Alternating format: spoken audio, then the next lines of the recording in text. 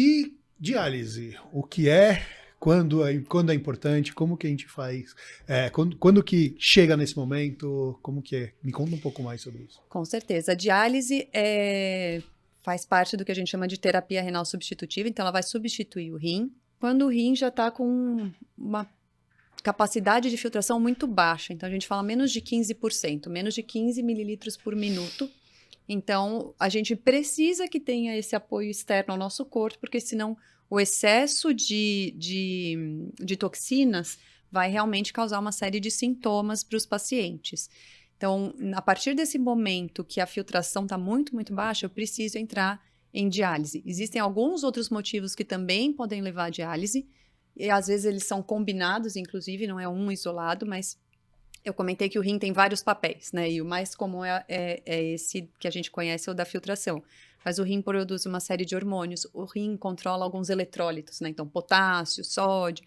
Então, acontece de fato nesses estágios mais avançados que o paciente tem o que a gente chama de hiperpotassemia. Então, o potássio está muito alto, eu não consigo eliminar, porque é o rim que é o responsável por fazer essa eliminação.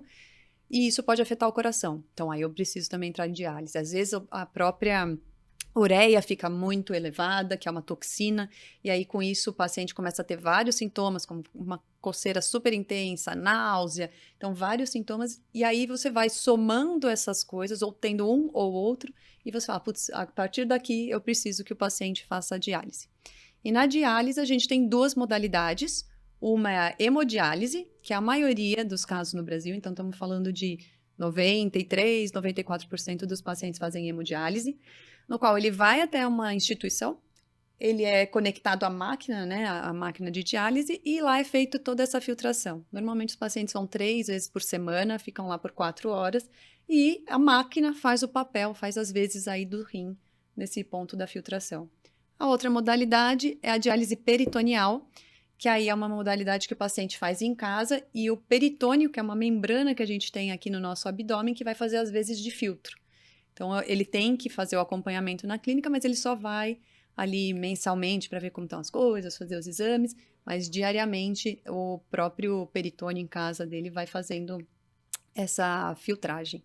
E a terceira opção é o transplante renal, né, que é uma opção muito boa, que melhora muito a qualidade de vida do paciente, mas que não é tão simples assim, porque eu primeiro preciso achar alguém compatível, né? E a gente tem 2 rins, então é possível sim, se eu tô saudável e sou compatível, doar meu rim para alguém, mas nem sempre é tão simples assim de encontrar essa compatibilidade.